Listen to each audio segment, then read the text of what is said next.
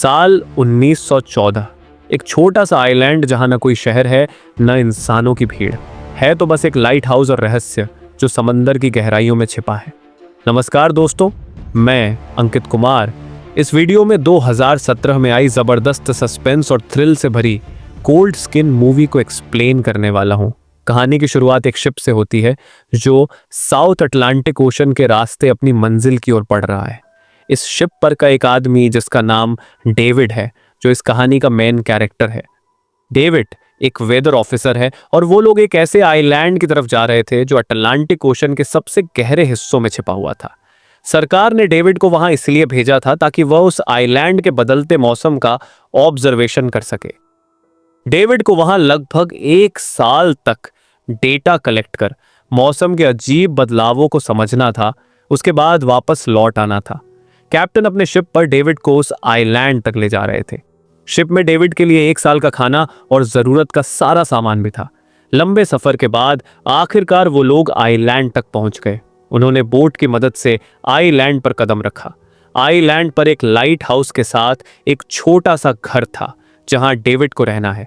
इससे पहले भी इस आइलैंड पर एक वेदर ऑफिसर रहता था, लेकिन अब उसकी ड्यूटी खत्म हो चुकी थी। इसलिए डेविड अब इस आइलैंड का नया मौसम ऑफिसर बनकर आया था और पुराना ऑफिसर रॉबर्ट अब कैप्टन एक्सेल के शिप में घर लौटने वाला था। इसके बाद डेविड और कैप्टन जैसे ही घर के अंदर जाते हैं, वो लोग हैरान रह गए। घर में किसी भी इंसान का नामो निशान नहीं था। रूम के अंदर फर्नीचर बिखरे हुए थे और सब कुछ उल्टा पुल्टा था। उन्हें लगा शायद लाइट हाउस में कोई हो सकता है। कैप्टन और डेविड बिना वक्त गंवाए लाइट हाउस की तरफ बढ़ते हैं और वहां एक अजीब नजारा देखते हैं। पूरा लाइट हाउस तेज और नुकीले लकड़ों से घिरा हुआ था, जैसे किसी ने जानबूझकर उन्हें लगाया हो ताकि कोई भी अंदर न जा सके। कैप्टन और डेविड ने लाइट हाउस का गेट कई बार नॉक किया, लेकिन कोई रिस्पॉन्स नहीं मिला। आखिर में उन्होंने गेट को जोर से धक्का दिया और अंदर घुस गए। लाइट हाउस के बिल्कुल ऊपर उन्हें एक आदमी मिला जिसका नाम ग्रूनर था। वो लेटा हुआ था।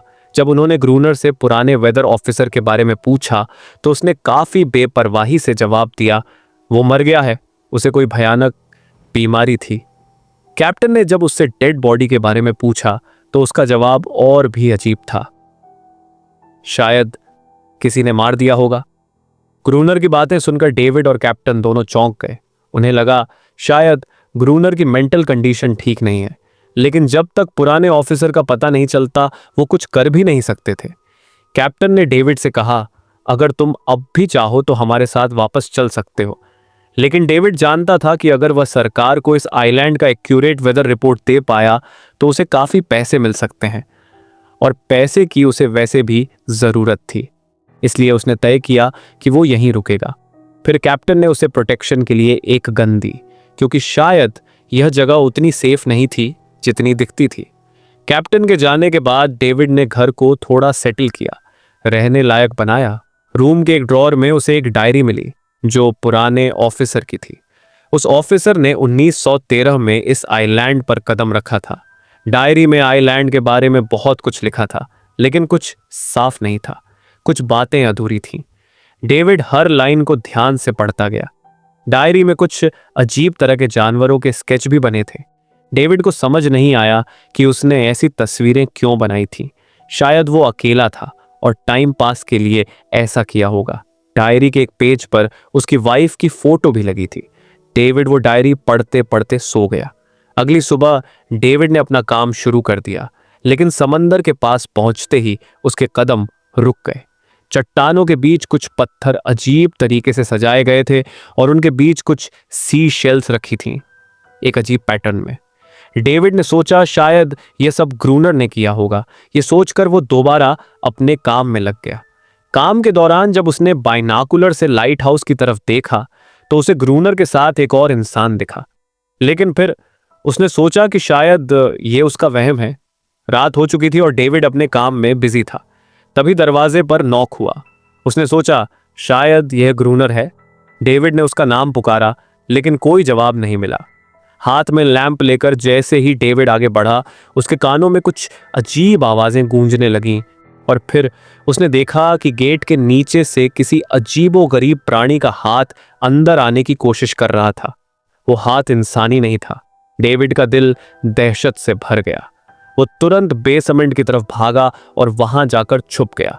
कुछ ही देर में वो रहस्यमयी क्रिएचर घर के अंदर घुस गया और छुप छुप कर डेविड को ढूंढने लगा। तभी बेसमेंट की एक छोटी सी क्रैक से उस क्रिएचर की भयानक आंखें डेविड को घूरने लगी। डेविड ने एक छुरी उठाई और जैसे ही वो आंखें उस क्रैक के सामने आईं, उसने पूरी ताकत से वो छुरी उस क्रिएचर की आंख में घुसा दी। वो क्रिएचर चीख के भाग गई, लेकिन वो कभी भी वापस आ सकती थी। डेविड ने बेसमेंट का गेट मजबूती से बंद किया, रस्सी से कसकर बांधा और पूरी रात वहीं जागकर बिताई। अगली सुबह जब डेविड घर से बाहर गया तो उसने रेत पर कुछ पैरों के निशान देखे, पर ये निशान इंसान के पैरों जैसे नहीं थे। ये किसी इंसान का काम नहीं था। वो निशान सीधे समुंदर की तरफ जाकर खत्म हो रहे थे। अब डेविड को सब समझ आ गया था क्यों ग्रूनर ने लाइट हाउस के चारों ओर नुकीले लकड़े लगाए हैं, शायद उसी अजीब क्रिएचर से बचने के लिए। और अब डेविड जान चुका था कि यह घर उसके लिए बिल्कुल भी सेफ नहीं है। शायद वो क्रिएचर आज रात फिर लौट आएंगे। डर के मारे डेविड लाइट हाउस की तरफ दौड़ता है। ग्रूनर को चिल्लाकर कहता है, गेट खोलो, मुझे अंदर आना है। लेकिन ग्रूनर उसे अंदर नहीं आने देता और कहता है, तुझे तो उस शिप के साथ लौट जाना चाहिए था। डेविड निराश होकर वापस लौटता है, लेकिन अब उसे अपना घर सुरक्षित बनाना होगा। उसने घर की हर एक विंडो को लकड़ी से बंद कर दिया, हर तरफ नुकीले लकड़ों से घेरा बनाया और गेट के बाहर पुराने कागज और किताबें रखी। फिर उन पर तेल छिड़क दिया ताकि अगर वह क्रीचर वापस आए तो उसे आग से डराकर भगाया जा सके। लेकिन एक बात थी जो डेविड अब तक नहीं जानता था, और यह बात उसे आज रात पता चलने वाली थी। किस्मत से उसे घर के अंदर एक पुराना बॉक्स मिला।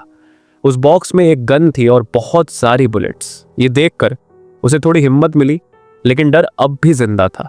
जैसे जैसे सूरज ढलने लगा, रात का अंधेरा हर तरफ छा गया। डेविड गन हाथ में लिए घर के एक कोने में चुपचाप बैठा था। उसकी सांसें तेज थीं।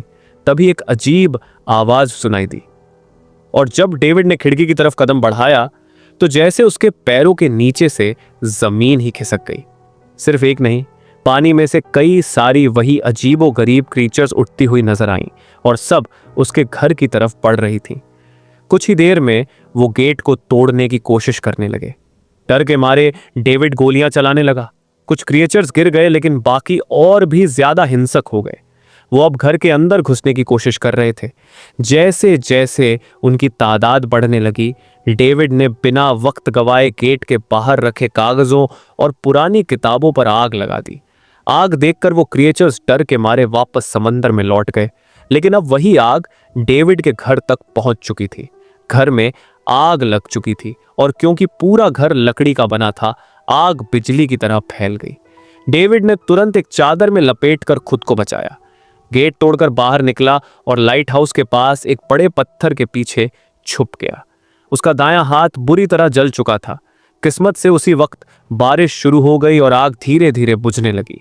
लेकिन पूरी रात की बारिश के बाद भी सुबह तक डेविड अपना घर नहीं बचा पाया। पूरा घर जलकर लगभग राख हो चुका था। अब अगर डेविड को जिंदा रहना है तो उसे लाइट हाउस में पनाह लेनी होगी। उसने अपनी राइफल उठाई और लाइट हाउस के पास के पत्थरों के बीच छुप गया। जब ग्रूनर पानी भरने के लिए लाइट हाउस से बाहर निकला तो डेविड उसके पीछे पीछे चल दिया। डेविड गन पॉइंट पर लाइट हाउस के अंदर घुसना चाहता था, लेकिन अचानक जब ग्रूनर पर उसने गन तानी, तभी एक अजीब सा क्रिएचर जो ग्रूनर के पास ही था उस पर हमला कर दिया।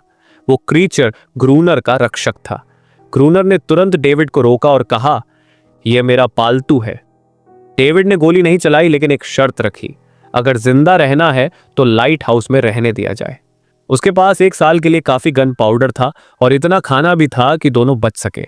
ग्रूनर कुछ देर चुप रहा, फिर धीरे से हाँ कर दी। शाम होने से पहले दोनों बचा हुआ खाना लेकर लाइट हाउस लौट आए। अगली सुबह वो क्रीचर चुपचाप डेविड का हाथ चाट रहा था, जबकि डेविड गहरी नींद में था, और कुछ ही देर में उसका हाथ काफी हद तक ठीक हो गया। यह सब डेविड के लिए शॉकिंग था। जो भी आंखों के सामने हो रहा था उस पर यकीन करना मुश्किल था। लाइट हाउस के टॉप पर डेविड ने देखा ग्रूनर उन बुलेट्स को काउंट कर रहा था जो उन्हें गन से मिली थीं, और वो क्रीचर अपने तरीके से ग्रूनर की मदद भी कर रहा था। इसका मतलब यह था कि यह जानवर वायलेंट नहीं है। डेविड अब ग्रूनर से उसके बारे में और जानना चाहता था और यह सब दुनिया के सामने लाना चाहता था, क्योंकि यह किसी मिरेकल से कम नहीं था। एक अजीब सी फीमेल क्रिएचर समंदर के गहरे अंधेरों से उनके सामने थी। अगर इस क्रिएचर का सच दुनिया के सामने आता तो डेविड और ग्रूनर दोनों दुनिया भर में मशहूर हो जाते। लेकिन ग्रूनर को यह सब नहीं चाहिए था। वह इस आइलैंड से कहीं नहीं जाना चाहता था।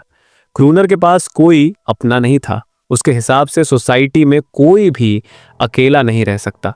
हर किसी को किसी न किसी का गुलाम या नौकर बनकर रहना पड़ता है। इसीलिए उसके लिए यह आइलैंड परफेक्ट था। इस जगह वह अपने आप को एक किंग समझता था। वह यहाँ अपनी मर्जी का मालिक था। इसी वजह से उसने आइलैंड के कई हिस्सों में लिख दिया था, ग्रूनर इज किंग। लेकिन वो अजीब सी फीमेल क्रिएचर उसकी पालतू कैसे बन गई? असल में एक बार ग्रूनर ने उसकी जान बचाई थी। वो गलती से एक फिशिंग नेट में फंस गई थी। तब वो क्रीचर छोटी थी और उस दिन के बाद से ग्रूनर के साथ ही रह गई। उसकी हर बात माननी शुरू कर दी। लेकिन ग्रूनर एक गुस्से वाला इंसान था और उसने कभी भी उस क्रीचर के साथ इंसानियत सा व्यवहार नहीं किया। उसके साथ रेगुलर फिजिकल रिलेशन रखता था। एक बार उस क्रीचर ने ग्रूनर पर हमला भी किया और उसके बदले में ग्रूनर ने उसे सजा दी। एक ऐसी सजा जिसके बाद वो क्रीचर अपने आप को ग्रूनर की नौकरानी समझने लगी। शायद इसी वजह से हर रात वो क्रिएचर्स समंदर से बाहर आते हैं उसे वापस ले जाने के लिए। लेकिन वो क्रीचर्स दिन के उजाले में अटैक नहीं कर सकते। खैर, डेविड अब यहां और नहीं रहना चाहता था। वो किसी आने वाले शिप को सिग्नल भेजकर यह जगह छोड़ देना चाहता था। लेकिन यह काम इतना आसान नहीं था। ग्रूनर का कहना था कोई भी शिप इस आइलैंड तक नहीं आती। लेकिन डेविड उसकी बात पर विश्वास नहीं करता था। उसे यहां रहना बिल्कुल भी अच्छा नहीं लग रहा था। उसे यहां घुटन सी महसूस हो रही थी। वो जल्दी से जल्दी यह जगह छोड़ना चाहता था। शाम होने लगी थी। ग्रूनर उसे कहता है, गन लेकर रेडी हो जाओ क्योंकि वो क्रीचर्स कभी भी हमला कर सकते हैं। दोनों लाइट हाउस की लाइट ऑन करने के लिए तैयार हो जाते हैं और कुछ ही देर में समंदर से एक बड़ी तादाद में क्रिएचर्स निकलकर बाहर आते हैं।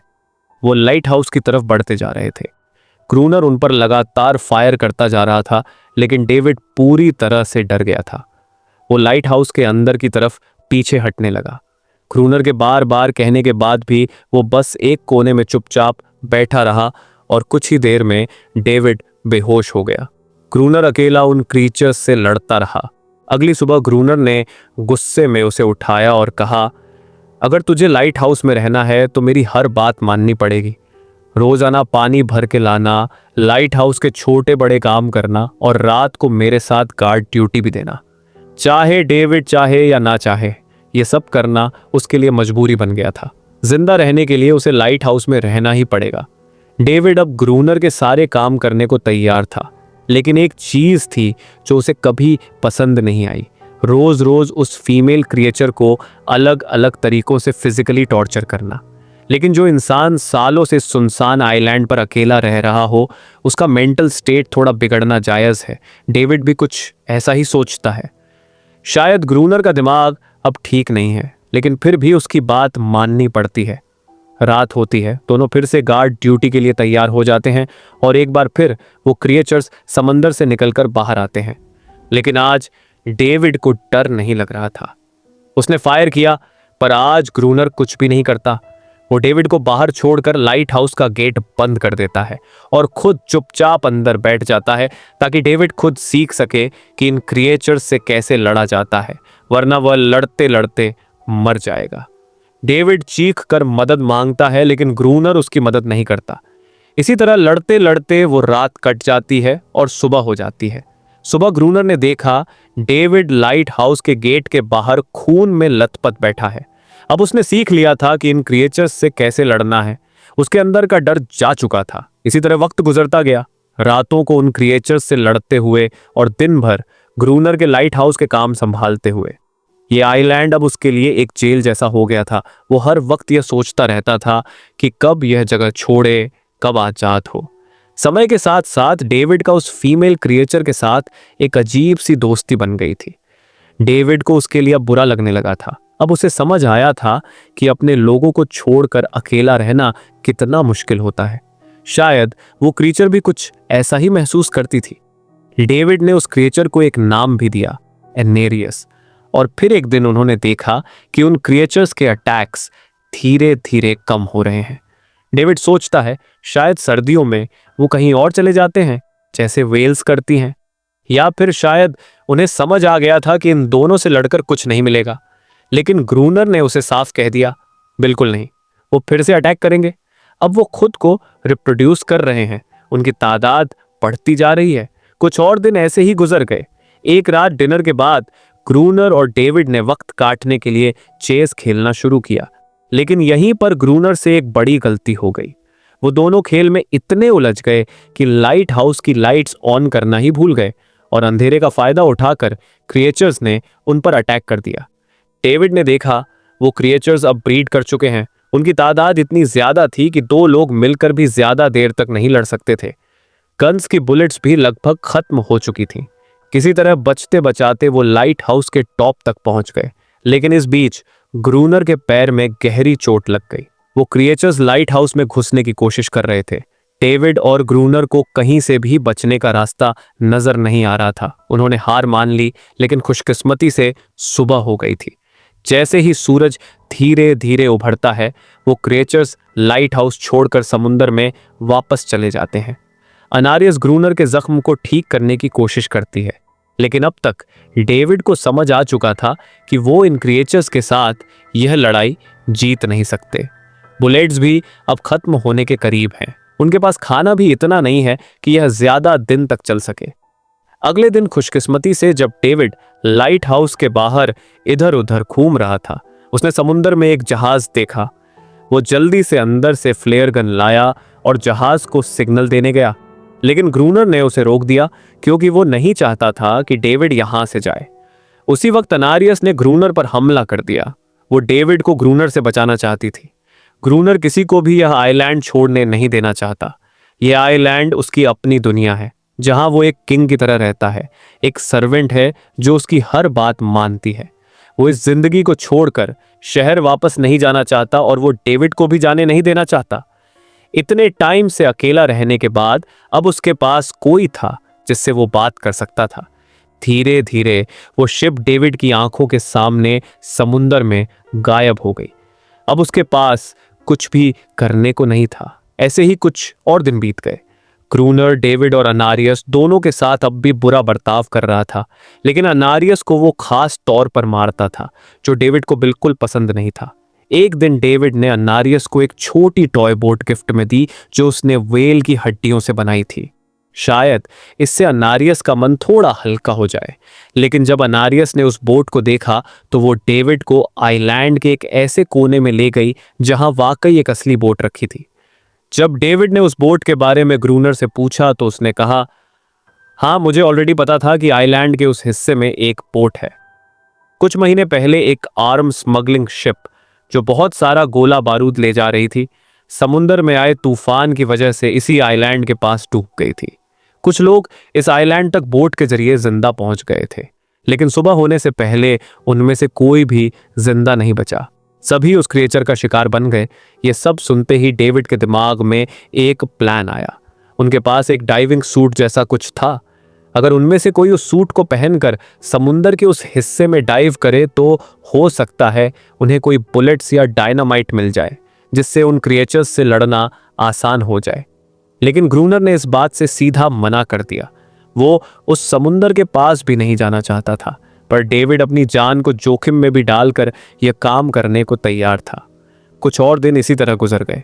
डेविड और अनारियस के बीच एक गहरा कनेक्शन बनने लगा। डेविड उसे पसंद करने लगा था। यह सब ग्रूनर ने चुपके से देख लिया और उसी वक्त पहली बार उसके मन में यह ख्याल आया कि शायद उसे डेविड की मदद करनी चाहिए। लेकिन ग्रूनर का असली इरादा कुछ और ही था। वो चाहता था कि डेविड उसकी मदद से समुंदर के नीचे रखे डायनामाइट के बॉक्सेस वापस सरफेस तक ले आए और उसके बाद उसे वहीं समुंदर में अकेला छोड़ दे, ताकि वो क्रिएचर्स उसे मार दें। इस तरह डायनामाइट भी उसके पास आ जाएगा और अनारियस फिर से उसकी गुलाम बनकर रह जाएगी। दोनों उस जगह पहुंच गए।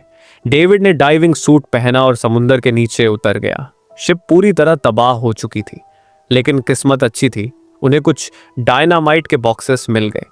तभी अचानक उनके सामने वो क्रिएचर्स आ गए। डेविड घबरा गया और गिर पड़ा। आयरन डाइविंग सूट इतना भारी था कि वो हिल भी नहीं पा रहा था। वो ग्रूनर को ऊपर सिग्नल भी नहीं भेज पाया। ग्रूनर को लगा कि शायद वो क्रिएचर्स डेविड को मार चुके हैं, लेकिन असल में वहां सिर्फ 2 छोटे बच्चे थे। डेविड ने पानी के नीचे प्रेशर बनाया और अपना डाइविंग सूट वहीं छोड़ दिया। वो सरफेस तक खुद तैर कर आ गया। उन्हें वहां कुछ पुरानी बॉक्सेस मिली जिनमें डायनामाइट था। उन्होंने लाइट हाउस के आसपास 2 लेयर्स में डायनामाइट बिछा दिए ताकि जब अगला हमला हो तो वो मॉन्स्टर्स को एक ही बार में खत्म कर सकें।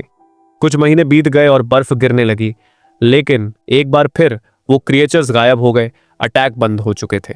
अब उनका मेन काम था लाइट हाउस चलाना और हमेशा की तरह पहरा देना। ग्रूनर का सब्र अब टूट चुका था। शायद अनारियस ने उन मॉन्स्टर्स को डायनामाइट वाले प्लान के बारे में बता दिया था, इसीलिए अब वो अटैक नहीं कर रहे थे। ग्रूनर गुस्से से पागल हो गया और अनारियस को पीटना शुरू कर दिया, लेकिन डेविड ने उसे रोक लिया। आखिर में दोनों ने मिलकर एक नया प्लान बनाया, लाइट हाउस का मेन गेट खुला छोड़ने का, ताकि जैसे ही वो क्रिएचर्स पास आए डायनामाइट से उड़ा दिए जाएं। कुछ ही देर में वो क्रिएचर्स समुंदर से बाहर निकलने लगे। वो सीधे मेन गेट की तरफ बढ़े और अंदर घुसते ही डेविड पर हमला कर दिया। डेविड भी हिम्मत दिखाता है और उन मॉन्स्टर्स से टकराता है। जैसे ही वो क्रिएचर्स लाइट हाउस के पास पहुंचते हैं, ग्रूनर डायनामाइट का लीवर दबा देता है, लेकिन ब्लास्ट नहीं होता। डेविड ने उसका कनेक्शन खोल दिया था। वो उसे दोबारा जोड़ना भूल गया था। डेविड तुरंत ऊपर भागता है और डायनामाइट का वायर जोड़ना शुरू करता है। तब तक वो क्रिएचर्स लाइट हाउस पर चढ़ने की कोशिश कर रहे होते हैं, जिन्हें ग्रूनर अकेला रोकने की कोशिश कर रहा होता है। जैसे ही कनेक्शन पूरा होता है, डेविड पहला लेयर उड़ा देता है। कई क्रिएचर्स ब्लास्ट में खत्म हो जाते हैं, लेकिन अभी भी काफी मॉन्स्टर्स लाइट हाउस पर हमला करने के लिए रेडी होते हैं। इस वजह से ग्रूनर दूसरा लेयर भी ब्लास्ट कर देता है। दोनों इस भयानक धमाके में बेहोश हो जाते हैं। अगली सुबह जब दोनों होश में आए, अनारियस वहां नहीं थी। मरे हुए क्रिएचर्स चारों तरफ बिखरे पड़े थे। ग्रूनर उन सब क्रिएचर्स को मार रहा था जो जख्मी थे। तभी डेविड की नजर उनमें से एक के गले में लटके एक नेकलेस पर पड़ती है, और उस मोमेंट पर डेविड को अपनी सबसे बड़ी गलती का एहसास होता है। जिन क्रिएचर्स को वह अब तक वायलेंट समझते आए थे, वह भी इंसानों की तरह सिविलाइज्ड थे, सिर्फ बोल नहीं सकते थे। शायद उनका लाइट हाउस पर हमला करना किसी वजह से था, लेकिन ग्रूनर के लिए यह सब बेकार बातें थीं। उसके लिए वो इस आइलैंड का किंग था और हर किसी को उसका हुक्म मानना पड़ता था। उस दिन के बाद वो क्रिएचर्स फिर कभी वैसे अटैक नहीं कर पाए, लेकिन हर दिन समुंदर के किनारे से एक रोती हुई आवाज आती थी। डेविड को अब तक नहीं पता था कि उन्होंने कितना बड़ा नुकसान कर दिया था, कितनी फैमिलीज टूट गई, कितने बच्चों ने अपने माँ बाप खो दिए। अगले दिन डेविड ने समुंदर में उन क्रिएचर्स के कुछ छोटे छोटे बच्चों को देखा, वो सब जिन्होंने अपने परिवार खो दिए थे। डेविड ने पत्थरों का एक गोल सर्कल बनाया और उसके बीच में वो छोटी टॉय बोट रख दी ताकि एनारियस वापस लौट आए। लेकिन कितना भी इंतजार किया, एनेरियस कभी वापस नहीं आई। एक सुबह डेविड ने देखा ग्रूनर बेहोश पड़ा है। उसके आसपास कुछ पुरानी चीजें रखी थी। उनमें एक पुरानी तस्वीर भी थी, और जैसे ही डेविड ने उस तस्वीर को देखा, वो हैरान रह गया। वो लड़की जिसका फोटो उसने पहले दिन ग्रूनर की डायरी में देखा था, वो कोई और नहीं, उसकी पत्नी थी। ग्रूनर की एक वाइफ थी और वह इस लाइट हाउस का वेदर ऑफिसर था जो लगभग 1 साल पहले इस आइलैंड पर आया था। उसका असली नाम रॉबर्ट था, लेकिन उसने अपना नाम बदल लिया क्योंकि अब वह कभी यह आइलैंड छोड़ना नहीं चाहता था। यह सब देखकर डेविड ने भी यह उम्मीद छोड़ दी कि वह कभी इस आइलैंड से जा पाएगा। अगले दिन शाम को जब डेविड समुंदर के किनारे गया, उसने देखा कि उस सर्कल में रखी छोटी बोट अब वहां नहीं थी, लेकिन उसी जगह पर उसने एक क्रीचर का छोटा सा बच्चा देखा जिसके हाथों में वह बोट थी। डेविड ने अपनी टॉर्च उस सर्कल के बीच में फेंक दी ताकि वह दिखा सके उसका इरादा लड़ने का नहीं है। उसे किसी को चोट नहीं पहुंचानी, वह उनके साथ दोस्ती करना चाहता है। कुछ ही देर बाद समुंदर की लहरों से एनेरियस निकलती है और उसके पीछे पूरा क्रीचर का ग्रुप भी समुंदर से उभर आता है। लेकिन इस बार कोई भी डेविड पर अटैक नहीं करता क्योंकि वह भी अब शांति चाहते हैं। उनका इरादा सिर्फ एक सेफ जगह पाने का था अपने बच्चों के लिए, जो हर एक जानवर करता है। उन्हें इस आइलैंड पे इंसानों की अचानक एंट्री बिल्कुल पसंद नहीं आई, इसलिए उन्होंने हर रात अटैक किया। लेकिन ये बात ग्रूनर को कौन समझाए, वह तो अब भी खुद को इस आइलैंड का किंग मानता है। ग्रूनर लाइट हाउस से बाहर आता है, हाथ में बंदूक लेकर। डेविड उसे समझाने की कोशिश करता है कि ये क्रिएचर्स लड़ना नहीं चाहते, वह शांति चाहते हैं। लेकिन ग्रूनर किसी की नहीं सुनता। वो एनेरियस को चीख कर कहता है, अंदर चली जाओ। लेकिन यह पहली बार था जब एनेरियस ने उसकी बात नहीं मानी, क्योंकि अब वह उसकी नौकरानी नहीं रही। अब वह सिर्फ एक माँ थी जो अपने बच्चों के लिए खड़ी थी। ग्रूनर अंदर से कमजोर महसूस करने लगता है, क्योंकि अब कोई भी उसका हुक्म नहीं मान रहा था। गुस्से में उसने लाइट हाउस की तरफ कदम बढ़ाए। डेविड को लगा शायद ग्रूनर को अब समझ आ गया होगा कि हर एक जानवर आजादी चाहता है, कोई भी किसी का गुलाम बनकर नहीं जीना चाहता। लेकिन ग्रूनर में समझदारी नहीं बची थी। जैसे ही वह लाइट हाउस पहुंचा, उसने सिग्नल गन से एक फ्लेयर छोड़ी जो सीधा जाकर एक छोटे क्रीचर के बच्चे से टकरा गई। उस बच्चे की तुरंत मौत हो गई। सभी क्रीचर डर के मारे भाग गए और एनेरियस ने भी डेविड पर से अपना पूरा भरोसा खो दिया। गुस्से से पागल डेविड तुरंत लाइट हाउस की तरफ भागता है और ग्रूनर से टकरा जाता है। उसे लड़ने लगता है, क्यों किया तूने ये सब? ये लोग तो बस शांति चाहते थे। लेकिन ग्रूनर इतना वायलेंट हो चुका था कि उसने डेविड को मारने का फैसला कर लिया। हाथ में एक्स लेकर जैसे ही वह डेविड पर वार करने जा रहा था, डेविड ने उसे उसके असली नाम से पुकारा, रॉबर्ट। यह सुनकर ग्रूनर एकदम रुक गया। असल में रॉबर्ट ऐसा इंसान कभी था ही नहीं। इस आइलैंड पर आने के बाद उसकी मेंटल स्टेट लगभग टूट चुकी थी। अकेलापन, अपनी वाइफ की मौत और गहरा डिप्रेशन, इन सब ने उसे ऐसा बना दिया था। वह असल में कोई किलर नहीं था, वो एक अच्छा इंसान था। वो क्रिएचर्स कभी लड़ना नहीं चाहते थे, वह बस शांति चाहते थे।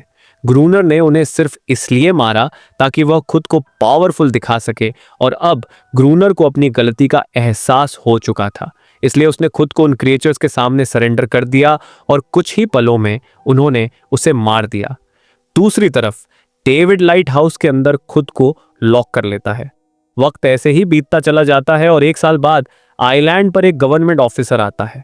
साथ में एक नया वेदर ऑफिसर भी होता है। डेविड को वहां से ले जाया गया और अब नए गवर्नमेंट ऑफिसर ने इस आइलैंड पर वेदर मॉनिटर करना शुरू किया। लेकिन उस ऑफिसर को लगा कि डेविड ही ग्रूनर है, और डेविड ने भी उनके इस गलतफहमी को ठीक नहीं किया। वह चुपचाप बालकनी पर खड़ा हो गया, क्योंकि अब वह भी इस आइलैंड को छोड़ना नहीं चाहता था, बिल्कुल ग्रूनर की तरह। इसी दौरान एनेरियस भी अपने परिवार के साथ खुश थी। अब उन्हें किसी ग्रूनर जैसे आदमी का डर नहीं था। अब वह आइलैंड और समुंदर दोनों में आज़ादी से जी सकते थे, और इसी के साथ इस मूवी की भी एंडिंग हो जाती है। इसी के साथ हम आपसे विदा लेते हैं। अगर वीडियो अच्छा लगा हो तो वीडियो को लाइक करें, और साथ ही इसी तरह की और वीडियो देखने के लिए चैनल को सब्सक्राइब करना न भूलें। धन्यवाद।